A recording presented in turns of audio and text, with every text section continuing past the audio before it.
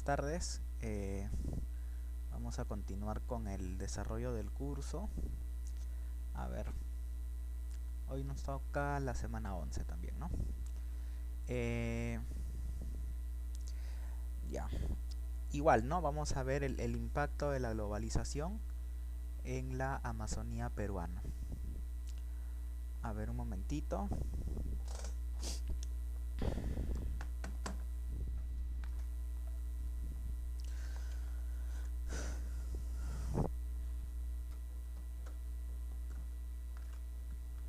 Ahora sí. Entonces, vamos a ver qué es lo que nos toca hoy día, ¿ya? Ok.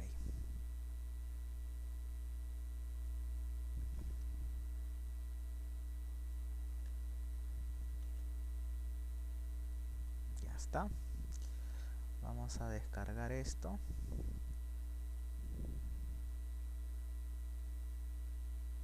Y abrimos. A ver, un momentito. Ahora sí. Entonces, dice, ¿no? La globalización de la Amazonía, una perspectiva andina, ¿no? Entonces vamos a ver qué es lo que dice esta publicación, ¿no? Sobre el impacto de la globalización en la Amazonía de nuestro país, ¿no? O sea, nosotros ya hemos visto, por ejemplo, qué era lo que pasaba en Madre de Dios, ¿no? Con todo el tema eh, de la deforestación, de la desertificación, del tráfico de drogas, ¿no? También el grado de, o sea, cuánto bosque se eliminó a lo largo de 5, 6, 10 años, pues. Esta es una investigación que se realizó en Ecuador, ¿no? El investigador fue Fontaine Guillaume. Y vamos a ver, ¿no? ¿Qué es lo que dice acá? Dice, ¿no? Que se presenta el contexto histórico, social, político y económico que enmarca la cuenca amazónica contemporánea, ¿no? Listo. Entonces vamos a ver esto, ¿no? Sabemos, por ejemplo, que la extensión de la Amazonía peruana es de 7.300.000 kilómetros cuadrados. Está repartida la Amazonía peruana en 9 países, como indica acá, ¿no? Brasil, Bolivia, Colombia, Ecuador, Perú, Venezuela, Guyana Francesa, la Guyana y Surinam. Listo, ¿no? A partir de la cumbre de la Tierra de Río de Janeiro, en el año 92, dicen, ¿no? Que la Amazonía está considerada como un espacio privilegiado, ¿no? Para observar los fenómenos vinculados a la globalización. Tal es el caso, dice, de la integración regional, ¿no? Por el Tratado de la Cooperación Amazónica, perdón. La política de conservación, de cuidado de espacios naturales. Recuerda que en este caso, a ver un ratito, aquí, en los ecosistemas, ya hay ecosistemas naturales controlados, ¿no? Donde la intervención del hombre es mínima, ¿correcto? Pero también existen espacios privilegiados, ¿no?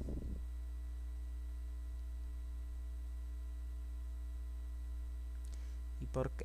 A ver un ratito.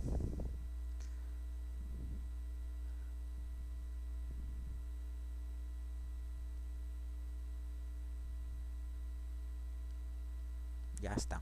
¿Y por qué se dice que es un espacio privilegiado? ¿No? Porque acá lo que se va a buscar es conservar, ya, conservar ese ecosistema, ya. Entonces vamos a poner acá conservación del espacio. Entonces, qué es lo que se busca con esto? Simplemente evitar el deterioro evitar el deterioro de la Amazonía.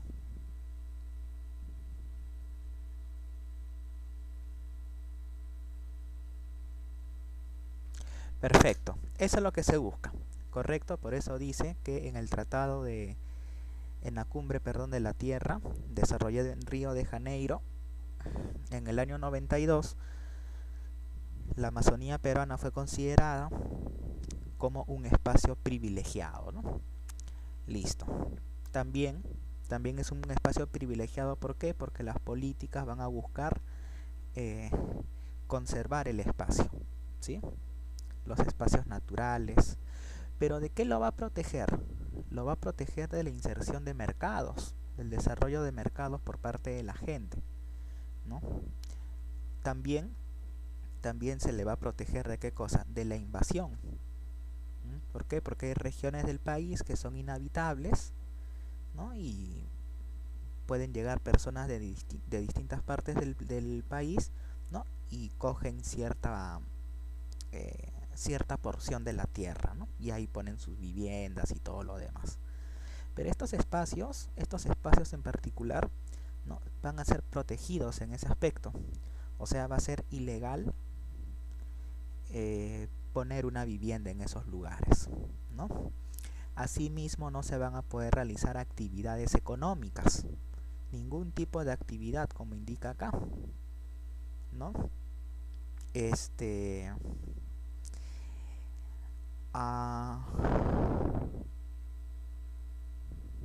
Y también, por ejemplo, el turismo, ¿no? ¿Por qué? Porque son lugares 100% naturales, o sea, tienen que ser lugares que tienen que ser cuidados, ¿no? Como parte de la política ambiental de un país. ¿Listo? Los estudios amazónicos, dice, se concentran generalmente en el análisis de Brasil, que cubre más o menos el 67.8% de la Amazonía, ¿no? Vamos a poner acá.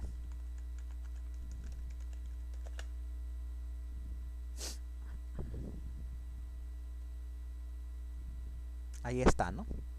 O sea, gran parte de la Amazonía, pues, ¿no?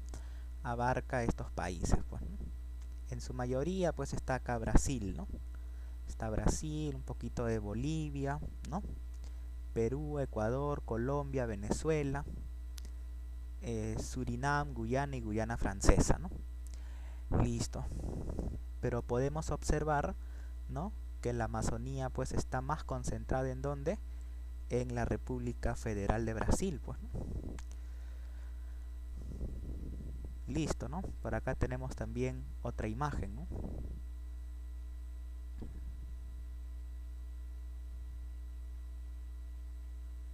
Aquí está, ¿no? Bolivia, Perú, Ecuador, Colombia, Venezuela, Guyana, Surinam y Guyana Francesa, ¿no? Pero la Amazonía está concentrada ¿en dónde? Pues en en el Brasil, ¿no? Por eso dice acá que tiene al menos 2/3 de la superficie total, o sea, aproximadamente 68% de la superficie. Seguido por Perú, 13, Bolivia 11.2, Colombia 5.5, Ecuador 1.7, Venezuela 0.7, Surinam, la Guyana y Guyana Francesa, o la Guayana como le llaman ahí, 0.1%, ¿no? O sea, esos países tienen lo mínimo de superficie amazónica, ¿no? Listo. Sin embargo, dice, la perspectiva de los países andinos es crucial para la región, ¿no? O sea, así Surinam, la Guayana Francesa y la Guayana tengan el 0.1% del total de la superficie del Amazonas, también es importante que ellos participen, ¿no? Por el interés estratégico de los recursos naturales y la importancia relativa de la Amazonía en la superficie del territorio nacional, ¿no? Listo.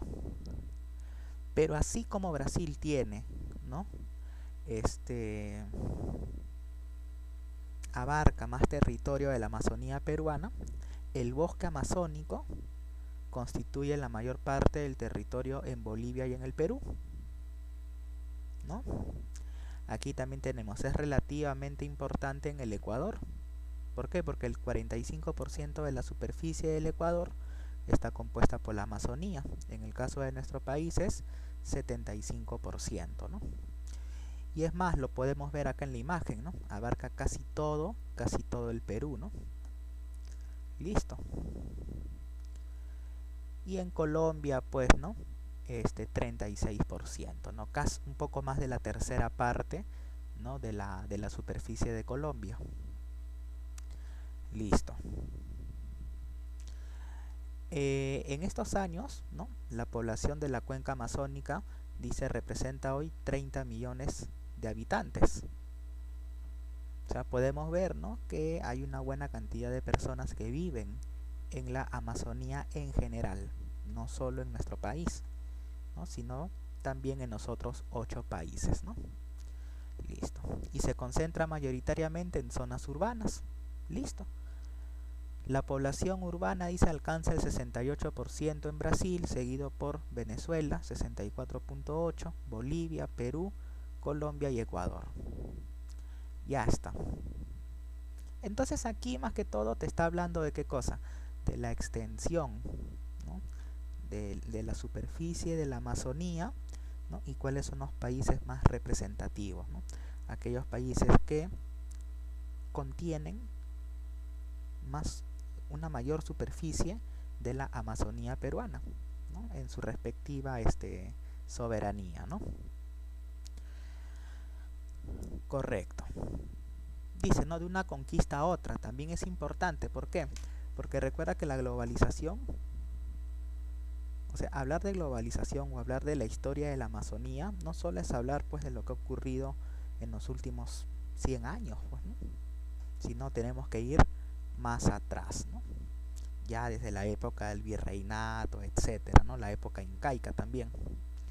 Entonces dice acá, ¿no? La historia de la Amazonía es ante todo una historia de conquistas y de masacres, ¿no? Listo. El choque inicial de las poblaciones locales con Occidente se produjo a mediados del siglo XVI, o sea, estamos hablando, se produjo a mediados, de 1550 a 1599, ¿no? Con la primera mundialización, ¿no? Recuerda que Cristóbal Colón llegó a América antes de 1500. Entonces, mira tú, pues, ¿no? O sea, este hecho tan importante que ocurrió en la Amazonía peruana. Listo, ¿no? Dice, sin embargo, la inserción de la Amazonía en la globalización de los mercados solo se hizo realidad en la segunda mitad del siglo XX. Ojo, la globalización de los mercados, ¿no? O sea, la inserción de la Amazonía perdón, en la globalización, ¿no? Recuerda que el primer hecho pues fue en 1492, ¿no? con la llegada de Cristóbal Colón a América, ¿no? Listo. Pero la Amazonía fue insertada en donde, en la globalización recién en la segunda mitad, perdón, del siglo XX, o sea, a partir de 1950, ¿no? En particular, dice, con apertura de los primeros grandes ejes viales y la explotación del petróleo y del gas natural, ¿no?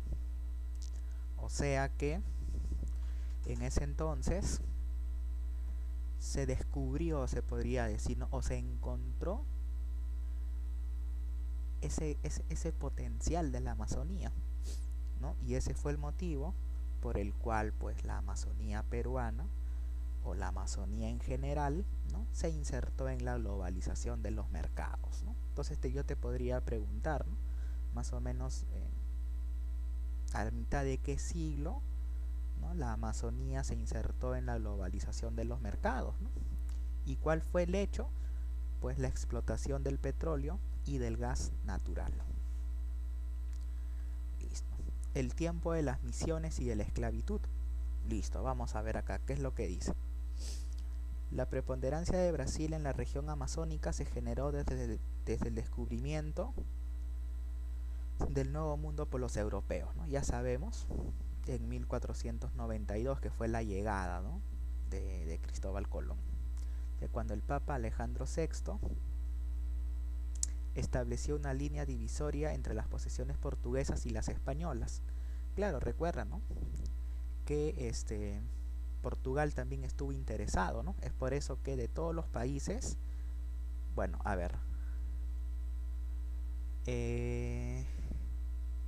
claro, o sea, de todos los países que conforman América, ¿no?, gran parte fue conquistada por España, pues, ¿no? Y el único país, pues, que fue conquistado por Portugal fue Brasil, pues, ¿no? Es por ello que en ese país se habla el portugués, pues, ¿no? Listo. A 100 grados de longitud al oeste de las Azores en 1493, ¿no? O sea, Cristóbal Colón llegó en 1492 y en 1492 se estableció, ¿qué cosa?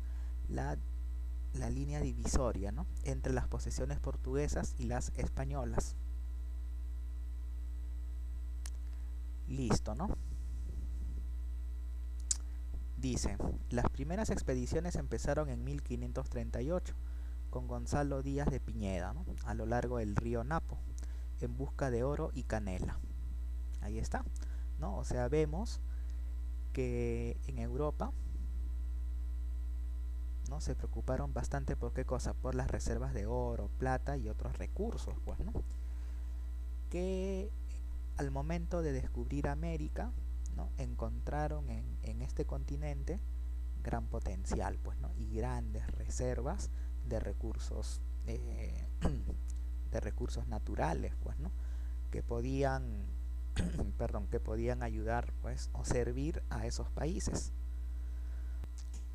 Listo, ¿no? Después dice, después de Gonzalo Díaz de Piñeda, dice, vino Gonzalo Pizarro, hermano de Eduardo, ¿no?, y Francisco de Orellana, quien descubrió y bautizó el río en 1541, ¿no? O sea, el río Amazonas, o el Amazonas, como quien dice, se descubrió y se le dio ese nombre en 1541, ¿no? Listo. En la misma época, dice, Hernando de Benavente recorrió la región de Macas, Quisna y de los Pacamoros, ¿no? En 1557 Salinas Loyola exploró el Marañón para la corona de España, ¿no? Listo. Desde el año 1615 los portugueses fortalecieron su presencia al este de la línea de Tordesillas, pero las primeras tentativas de colonización agrícola fracasaron, ¿no? Entonces estábamos viendo, ¿no?, hasta el momento, ¿no?, que después de la llegada de Colón a América en 1492, al año siguiente se hizo, ¿no?, la línea divisoria entre la posesión de Portugal con la posesión, perdón, de España. Luego en 1541, ¿no?, el río Amazonas fue descubierto y bautizado ¿por quién? Por Francisco de Orellana, ¿no? Listo.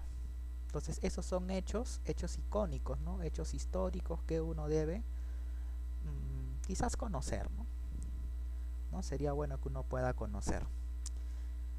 Después ya nos vamos en la época de la conquista, ¿no? La región amazónica era habitada por 2000 grupos étnicos, compuestos por cerca de 7 millones de personas, ¿no? Listo. Las primeras víctimas fueron los pueblos ribereños de los ríos y de los llanos inundables, en particular los omaguas y los tapajós, ¿no?, que desaparecieron completamente a fines del siglo XVII, ¿no? O sea, estamos hablando de qué año, 1699, ¿no? Listo. Entonces te das cuenta, ¿no?, que la llegada de la colonia o la llegada de los europeos al continente americano trajo consigo ¿qué cosa? Conquista, muerte, invasión, etcétera, ¿no? Listo. A ver, sigamos, ¿no? Dice, desde el fin del siglo XVI, o sea, en 1700 ya. Ah, no, perdón, 1600, disculpen. ¿Por qué? Porque el siglo XVI está compuesto de 1500 a 1599, ¿no? Entonces, desde el fin del siglo XVI, o sea, inicios del siglo XVII, ya, o sea, de 1600 a 1699, se estableció el sistema de las encomiendas, ¿no? Listo. Que perennizó la instalación de las misiones, ¿no? Listo. Estas primeras tentativas de reagrupamiento de las poblaciones indígenas por los misioneros llevaron a una catástrofe demográfica, dice, ¿no? Como lo muestran las estadísticas del gobierno de Quijos. Bueno, que Quijos pues ahora es actualmente parte del Ecuador, ¿no? Donde la población cayó de más de 30.000 a 2.890 habitantes entre los años 1569 y 1609, ¿no? Entonces vemos, ¿no? En todas las investigaciones que se han realizado, ¿no? Hechos lamentables, pues, ¿no? Donde los resultados de la conquista pues terminaron en muertes, ¿no? En saqueos, etcétera. Correcto. Entonces mira, ¿no? ¿Qué era el sistema de encomiendas, ¿no? En la conquista, ¿no? O en la colonia. El sistema de las encomiendas instaurado en la colonia consistía en dividir los indígenas en grupos al servicio de un encomendero, ¿no? Algo así, ya, o sea, el equivalente de esto vendría a ser pues la época feudal, ¿no? Donde el feudal era el que tenía era poseedor de tierras, ¿no? Y habían personas que trabajaban para él, ¿no? O sea, yo podía ser el señor feudal, ¿no? Y los contrataba a ustedes ¿para qué? Para que trabajen en mi casa, pues, ¿no? En mi casa, en mis tierras. ¿A cambio de qué cosa? De que ustedes tengan protección de mi parte, ¿no? Y que reciban alimentación, ¿no? Entonces vemos que esas prácticas, ¿no? Se replicaron en la Amazonía, ¿no? En nuestro continente, ¿no? Por eso dice ahí, ¿no? Instaurado en la colonia consistía en dividir los indígenas en grupos al servicio de un encomendero. Nada más. Listo, ¿no? Encargado de evangelizarlos y protegerlos a cambio de que estos tenían que pagarle un tributo en oro, pita o alimentos, ¿no? En este caso se trabaja, a diferencia del feudalismo, ¿no? Acá tú tenías que pagarle un tributo, ¿no? Pero, a ver, un ratito. Pero en el feudalismo era igual, ¿no? El feudalismo era lo mismo. Era la misma práctica.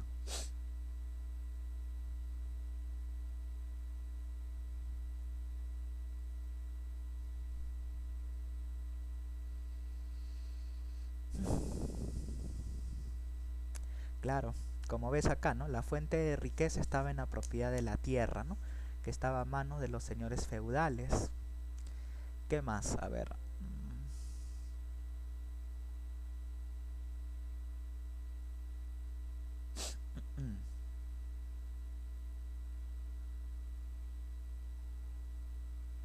Claro, ¿ves, no? Dice, ¿no? La fuente de riqueza estaba en la propiedad de la tierra, que estaba en manos de los señores feudales. El trabajo manual recaía en los siervos, ¿no? En este caso sería en la población indígena, ¿no?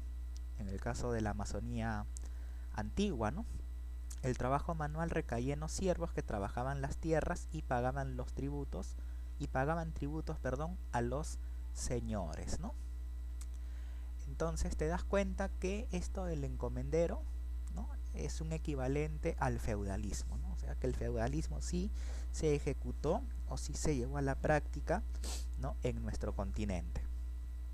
Y es por eso que hubo una catástrofe demográfica, ¿no? Porque era una explotación laboral, pues, ¿no? Así como ocurrió en la Segunda Guerra Mundial, ¿no? Con los judíos, ¿no? Igualito.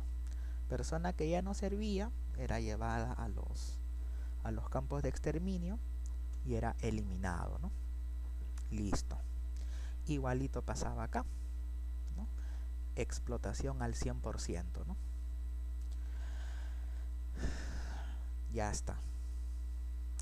Dice, ¿no? La trata de esclavos había empezado en el siglo XVII, ¿no? O sea, ya sabemos, ¿no? Tenemos que identificar los años, ¿no? Siglo XVII, 1600, 1699, ¿no? Con los portugueses y los españoles, ¿no? Y después de estos, en el siglo XVIII, o sea, 100 años de 17, 18, ¿no? Con los holandeses y los británicos, ¿no? O sea, en este caso 1700, 1799, ¿no? Ya está. En particular en la región que abarca actualmente los llanos orientales, el Vaupés, el Caquetá y el Putumayo, ¿no? Donde los colonos de Guyana y de Surinam venían a abastecerse a mano de obra, ¿no? Listo. A inicios del siglo XIX, o sea en 1800, la aparición de nuevas etnias caracterizadas por su fuerte movilidad acompañó el desarrollo de la extracción de plantas como la quinquina, la zarzaparilla, la tagua o el caucho, ¿no? Listo. Dice, ¿no? Al igual que en el caso del café brasileño, el auge del caucho provocó una recrudescencia de la esclavitud, ¿no? O sea, nosotros sabemos, ¿no? También por historia, ¿no? Que, por ejemplo, ¿no? Cuando se descubrían recursos con gran potencial, se impulsaba bastante la esclavitud, pues, ¿no? Y despertaba el interés de los países más avanzados para hacerse con esos recursos, ¿no? Igual pasó con nuestro país, en el caso de la Guerra del Pacífico, ¿no? Cuando nosotros pues éramos ricos en guano y en salitre, ¿no? Entonces ya sabemos cómo terminó esa parte de nuestra historia, ¿sí? Listo. Entonces, hasta aquí vamos a dejar la clase de hoy. Ya, te voy a comentar una cosita, ¿no? A ver, te voy a dejar la tarea. Ya, a ver, sería caso Mital. A ver, un ratito, estamos semana 11. 7, 9. Ya, caso Mital. Hoy nos toca este caso, ya, un ratito. Listo. Entonces, ustedes van a leer esto, ¿no? Igual, ¿no? Como siempre. Y van a responder pues estas preguntas, ¿ya? A ver, un ratito.